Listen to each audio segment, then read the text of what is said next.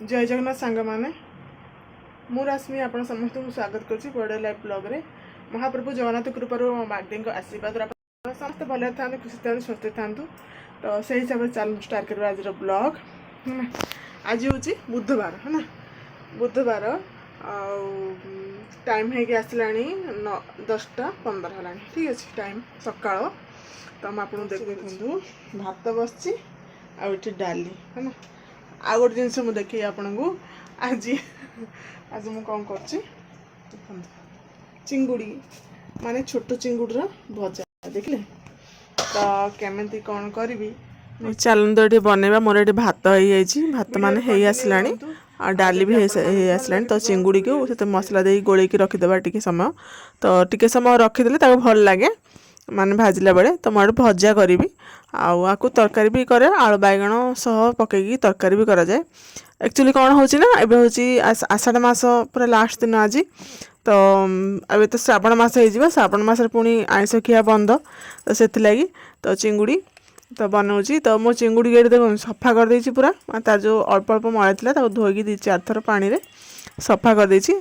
आ से लुण हलदी लंका गुंड आउ टिके जीरा गुंड आउ गोटे लेंबू को काटिक रखी।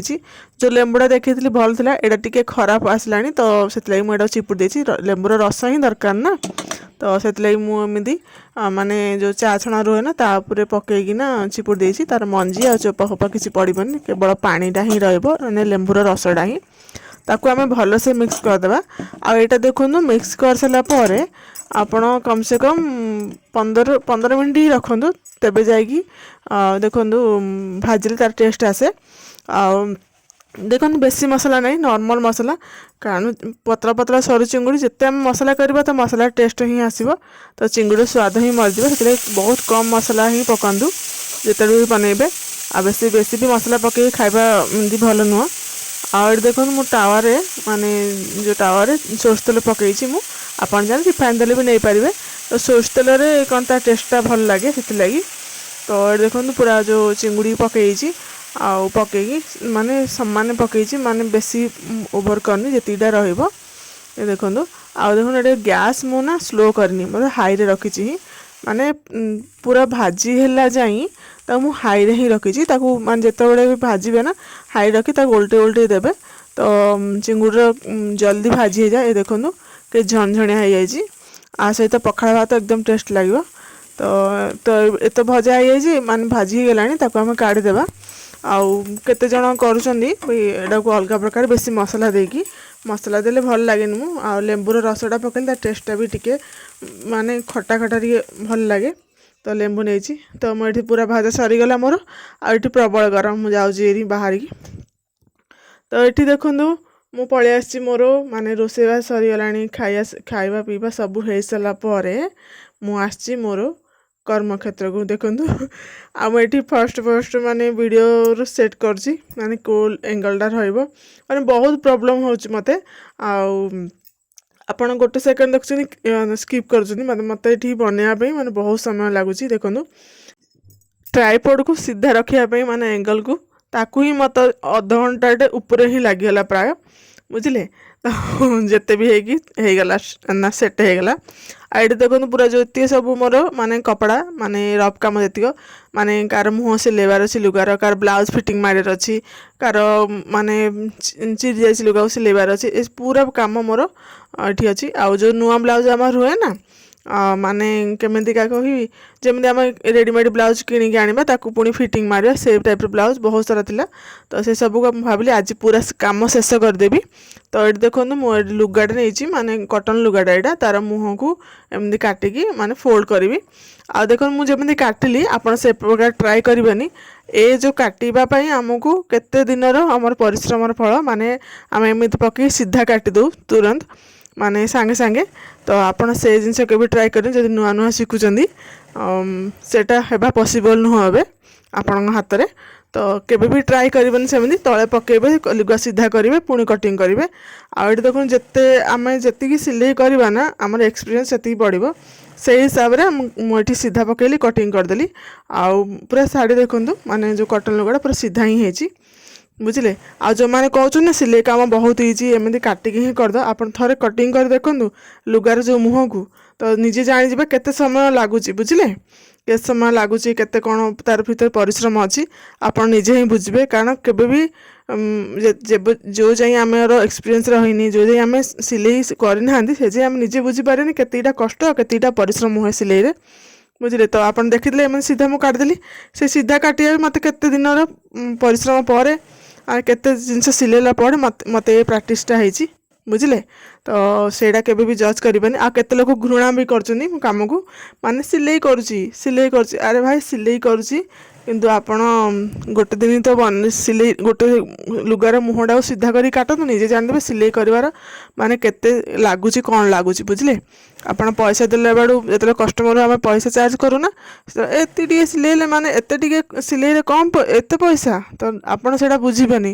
ସୂତା ଏତିକି ଲାଗିଲା କମ୍ ପଇସା, ଆରେ ସୂତା ଲାଗିଲାନି, ଆମର ପରିଶ୍ରମ ଲାଗିଲା, ଆମର କେତେ ଦିନର ମେସିନ୍ ଲାଗିଲା, ସେଥିରେ ପୁଣି ସୂତା ଲାଗିଲା, ସେଥିରେ ଅଏଲ୍, ବହୁତ ସାରା ଜିନିଷ, ଆଉ ଆମର ପରିଶ୍ରମ ଟାଇମ୍, ଆମେ ସମୟ କାଢ଼ିକି ସିଲୁ। ମାନେ ଯେଉଁ ସମୟରେ ଆପଣ ଆରାମ କରନ୍ତି ଖାଇ ପିଇକି, ସେ ସମୟରେ ବସି ସିଲେଇ କରେ। ଠିକ୍ ଅଛି, ତ ଆପଣ ସେଇଟା ବି କେବେ ବି କହିବେନି, ମାନେ ନିଜେ ବି ବୁଝିବାକୁ ଚେଷ୍ଟା କରିବେ ମାନେ କେତେ ସମୟ ଲାଗୁଛି। ଏଦିନ ମୋର କମ୍ପ୍ଲିଟ୍ ହେଇଯାଇଛି, ଯେତିକି ସବୁ ଗଦା ହେଇଛି ଆଜି ଯେତିକି ରିପେୟାରିଂ କାମ। ବୁଝିଲେ, ମାନେ ଲୁଗାର ମୁହଁ ମାରିବା, ବ୍ଲାଉଜ୍ ଫିଟିଂ କରିବା, ଏସବୁ ରିପେୟାରିଂ କାମ ଥିଲା କେତେ ଦିନ ହେଲା, ସେତେ ସବୁ ମୁଁ ଆଜି କରିଦେଇଛି। ଭାବିଲି ପୁରା ସାମାନ ଖାଲି କରିବି। ବୁଝିଲେ, ତ ସେଥିଲାଗି। ଆଉ ଏଠି ଦେଖନ୍ତୁ କମ୍ପ୍ଲିଟ୍ ହେଲା, ତାପରେ ସନ୍ଧ୍ୟା ହେଲାଣି, 7:36 ହେଇଛି। ଠିକ୍ ଅଛି, ସରିଲା ଏବେ ମୋ କାମ। ପୁଣି ସନ୍ଧ୍ୟାରେ କାମ କରିବା, ଟିକେ ଭିଡ଼ିଓ ଏଡ଼ିଟିଂ କରିବାର ଅଛି, ତ ଦେଖିବା କ'ଣ ହେଉଛି ଏଡ଼ିଟିଂ କରିଥିଲା ପରେ। ଠିକ୍ ଅଛି, ତ ଏଠି ହେଲାଣି ସନ୍ଧ୍ୟା 7:36 ଆପଣଙ୍କୁ ଦେଖେଇଲି। ଆଉ ରୋଷେଇ ବି କରିବା, ପୁଣି ଘର କାମ ବି ଅଛି। ତ ଏମିତି ମୁଁ ତ ବସିଥିଲି ସିଲେଇ କରିବା ପାଇଁ, ଦୁଇଟା ବେଳକୁ ବସିଲି, ଦୁଇଟା ବେଳେ ବସିଲି। ଆଉ ତା ମଝିରେ ଗୋଟେ ବ୍ଲାଉଜ୍ ସିଲେଇଲି, ଆଉ ଏତିକି ସବୁ କପଡ଼ା ମାନେ ରିପେୟାରିଂ କଲି। ତ ସେ ରିପେୟାରିଂ ତ ହେଇଗଲା, ସବୁ ବ୍ଲାଉଜ୍ ବି ହେଇଗଲା। ତ ଏଥିରେ ମୁଁ ଆଗକୁ ପୁଣି ଫୋଲ୍ଡ କରି ରଖିବା। ଦେଖନ୍ତୁ ଗୋଟେ କପଡ଼ା ଆମେ ସିଲାଉଛନ୍ତି, ଆପଣ ଦେଇଦେଲେ ଆମକୁ କପଡ଼ାଟେ ସିଲାଉଛନ୍ତି, ତାକୁ କଟିଂ କରିବା, ସିଧା କରିବା, ପୁଣି ସିଲେଇ କରିବା, ପୁଣି ତାକୁ ଫୋଲ୍ଡ କରିବା। ମାନେ ପରିଶ୍ରମଟା ତ ଏମିତି ନୁହଁ ଯେ ଏମିତି ବସିକି ଆମେ ନେଇଯାଉଛି ପଇସା। ଆପଣ ଯେଉଁ କେତେ ଲୋକ ମାନେ କେତେ ଜଣ ଏମିତି କହୁଛନ୍ତି ଅଳ୍ପ ଟିକେ ସୂତା ଲାଗିଲା ତ ମୋର ଏତେ ଟଙ୍କା ନେଇଗଲା। ଆରେ ସୂତା ଲାଗୁନି, ସୂତା ସହିତ ଆମର ପରିଶ୍ରମ ଲାଗୁଛି, ବହୁତ ସାରା ଜିନିଷ ଲାଗୁଛି, ଟାଇମ୍ ଲାଗୁଛି, ସମୟ ସବୁ କିଛି ଲାଗୁଛି। ତ ଚାଲନ୍ତୁ ତାକୁ ଫୋଲ୍ଡ କରିଦେବା। ଆଉ ଯେଉଁମାନେ ସିଲେଇ ଶିଖିବାକୁ ଚାହୁଁଛନ୍ତି, ସିଲେଇ ବିଷୟରେ ଜାଣିବା ପାଇଁ ଚାହୁଁଛନ୍ତି, ତ ମୋତେ ଏ ଭିଡ଼ିଓରେ କମେଣ୍ଟ କରିବେ।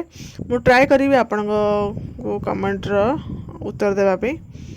ଯଦି ଆପଣ ମୋର ଚ୍ୟାନେଲରେ ନୂଆ ଆସିଛନ୍ତି, ପ୍ଲିଜ୍ ଚ୍ୟାନେଲକୁ ସବସ୍କ୍ରାଇବ୍ କରିବେ, ଭିଡ଼ିଓକୁ ଲାଇକ୍ କରିବେ, ସେୟାର କରିବେ, କମେଣ୍ଟ କରିବେ। ଆଉ ଯଦି ଆପଣ ସିଲେଇ ବିଷୟରେ କିଛି ଜାଣିବାକୁ ଚାହୁଁଛନ୍ତି, ତ ସେ ବିଷୟରେ ବି କମେଣ୍ଟ କରିବେ। ତ ଚାଲନ୍ତୁ, ମୋର ଏଠି ସବୁ ଫୋଲ୍ଡ କରା ଚାଲିଛି ମୋର। ଆଉ ସବୁ ଯାକ ମାନେ ଯାହାର କଷ୍ଟମର ସବୁ ଗୋଟେ ସାଇଡ଼ରେ ରଖୁଛି ମୁଁ, ଆଉ ତାକୁ ଦେବା ପାଇଁ ସୁବିଧା ହେବ। ତ ଏଇ ଜିନିଷଟା ତ କରିବାକୁ ପଡ଼ିବ ନା, ଏମିତି ସିଲେଇକି ତ ଫିଙ୍ଗି ଦେବାନି ଆମେ। ଆଉ ଏଠି ଦେଖନ୍ତୁ, ମୋର ଏଠି କାମ ବିଷୟରେ ଗୋଟେ କଷ୍ଟମର ଆସିଛନ୍ତି, ଆଉ ତାଙ୍କର ବ୍ଲାଉଜ୍ ନେବା ପାଇଁ, ତ ସେଇଟା ବି ମୁଁ କାଢ଼ୁଛି। ଆଉ କେଉଁ ବ୍ଲାଉଜ୍ରେ ବଟନ୍ କାଜ ହେଇଛି ନା ନାହିଁ ତାକୁ ମୁଁ ଚେକ୍ କରୁଛି। ଆଉ ଯେତିକିଟା ବ୍ଲାଉଜ୍ ହେଇଛି ତାକୁ ମୁଁ ଦେଇଦେବି, ଆଉ ବାକି ବ୍ଲାଉଜ୍ ମୋ ପାଖରେ ରଖିବି ତାକୁ ବଟନ୍ କାଜ କରିବା ପାଇଁ। ଏ ହେଉଛି ରେଡ଼ିମେଡ଼୍ ବ୍ଲାଉଜ୍, ମାନେ ଆକୁ ଫିଟିଂ ମାରିକି ପୁଣି ବଟନ୍ କାଜ କରାଯାଏ। ତ ଆପଣଙ୍କ ପଟେ କୁହନ୍ତୁ, ଏ ଯେଉଁ ରେଡ଼ିମେଡ଼୍ ବ୍ଲାଉଜ୍ରେ ଫିଟିଂ ମାରିକି, ମାନେ ଡବଲ୍ ସ୍ଲିଭ୍ ଫିଟିଂ ମାରିକି, ଆଉ କ'ଣଟି ବଟନ୍ କାଜ କରିବା ପାଇଁ କେତେ ଟଙ୍କା ରେଟ୍ ନେଉଛନ୍ତି। ଆଉ ବହୁତ କମ୍ ରେଟ୍ରେ ଏଠି ମିଳୁଛି, ତ ପରିଶ୍ରମ ବି ଅଧିକ ହେଉଛି। ଦେଖିବା କ'ଣ ହେଉଛି। ତ ଯେଉଁ ବ୍ଲାଉଜ୍ ହେଇଯାଇଛି ମୋର ତାଙ୍କୁ ଦେଇଦେବି ମୁଁ, ଆଉ ବାକି ବ୍ଲାଉଜ୍ର ଫିଟିଂ କରିବା ଲାଗି। ଆଉ ଦେଖନ୍ତୁ, ଆମେ ସିଲେଇ ସାରିଲା ପରେ ବି ସେ ଚେକ୍ କରିବେ ଆପଣ ହେଇଛି ନା ନାହିଁ ବ୍ଲାଉଜ୍। ତ ଯାହା ହେଇଛି ନେଇଗଲେ, ଆଉ ବାକି ଯେଉଁ ଅଛି ଫୋଲ୍ଡ କରି ରଖିଦେବା। ତ ଜଲ୍ଦି ମୁଁ କାମ କରୁଛି, କାମ କରିସାରିଲା ପରେ ପୁଣି ଘର କାମ କରିବା। ତ ଯେତେ ଜଲ୍ଦି ସରିବ ସେ ଜଲ୍ଦି ପୁଣି ସକାଳୁ ପୁଣି ଆଉଥରେ ଉଠିକି ପୁଣି କାମ ଲାଗିଲା। ଲାଷ୍ଟ ମାନେ ଫୋଲ୍ଡିଂ ସରିଲା, ମାନେ ମନରେ ପୁରା ହାଲକା ଲାଗୁଛି, ମାନେ କେତେବେଳେ ସରିବ ଏମିତି ମନରେ ପୁରା ହେଉଛି। ଜଲ୍ଦି କରିବାକୁ ଟ୍ରାଏ କରୁଛି ମୁଁ ଏକଦମ ଫଟାଫଟ। ଆଉ ଏଠି ଦେଖୁଛି, ମୁଁ ଆପଣଙ୍କୁ ଗୋଟେ ବ୍ଲାଉଜ୍ ଦେଖେଇବି। ଆଉ ବ୍ଲାଉଜ୍ଟା ଦେଖନ୍ତୁ ପୁରା ଡିପ୍ ନେକ୍ରେ, ମାନେ ଏ ତ ତାର ଅଲଗା ବ୍ଲାଉଜ୍ ସରି ମୁଁ ଦେଖାଉଛି ଆପଣଙ୍କୁ। ଆଉ ଏ ଯେଉଁ ବ୍ଲାଉଜ୍ର କଟିଂ ଆଉ ଷ୍ଟିଚିଂ ଯେଉଁ ଭିଡ଼ିଓ ମୁଁ ଅପଲୋଡ଼ କରିଛି ତା ଲିଙ୍କ୍ ଦେଇଦେବି ଭିଡ଼ିଓର ଡିସ୍କ୍ରିପ୍ସନ୍ ବକ୍ସରେ, ଆପଣ ସେଠି ଯାଇକି ଦେଖିପାରିବେ ହେଲା। ତ ଠିକ୍ ଅଛି, ମୁଁ ରହୁଛି। ଯଦି ଆପଣଙ୍କୁ ମୋର ଭିଡ଼ିଓଟି ଭଲ ଲାଗିବ ପ୍ଲିଜ୍ ମୋ ଚ୍ୟାନେଲକୁ ସବସ୍କ୍ରାଇବ୍ କରିବେ, ଭିଡ଼ିଓକୁ ଲାଇକ୍ କରିବେ। ତ ଆଜିର ବ୍ଲଗ୍କୁ ମୁଁ ଏଇଠି ଶେଷ କରୁଛି। ରହୁଛି। ଜୟ ଜଗନ୍ନାଥ ସାଙ୍ଗମାନେ।